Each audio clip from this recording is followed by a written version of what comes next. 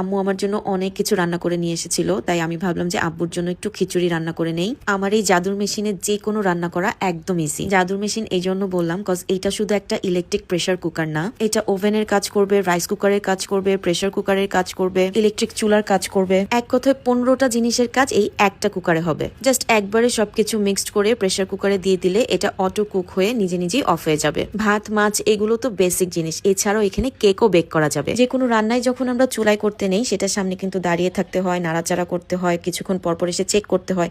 আবার অনেক সময় আমার তো এমন হয় যে আমি রান্না বসিয়ে গিয়েছি আর আরশানকে দেখতে যেয়ে আমার ফুল রান্নাটাই পুড়ে গিয়েছে। আর একটা কুকারেই 2টা বাটি দেওয়া ছিল, সো একটা রান্না শেষে ওটার ওয়াশ করতে হবে না, আর একটা সাথে সাথে বসিয়ে দেওয়া যাবে। একটা সংসারে এই একটা ম্যাজিক প্রোডাক্ট থাকলেই আর কিচ্ছুই লাগবে না। এই জাদুর মেশিনটা আমি কিচেন বাজার পেজ থেকে কিনেছিলাম। যদিও আমার বাসার সব রান্না আমার খালাই করে থাকে, বাট তারপরও মাঝে মাঝে ইচ্ছে করে যে আপন মানুষদের আর আমার প্রিয় মানুষটাকে আমার হাতে কিছু রান্না করে খাওয়াতে। আরশানের পাপাকে খুশি করা অনেক সহজ ব্যাপার। ওর পছন্দের কিছু খাবার রান্না করলেই ও অনেক বেশি হ্যাপি থাকে। অনেকেই অবাক হয় আর অনেকেই আমাকে জিজ্ঞাসা করে যে একটা ছোট বাচ্চা নিয়ে আমি কিভাবে এত কিছু মেনটেন করি। আমি জাস্ট কঠিন কাজগুলোকে একটু সহজ করে নেই।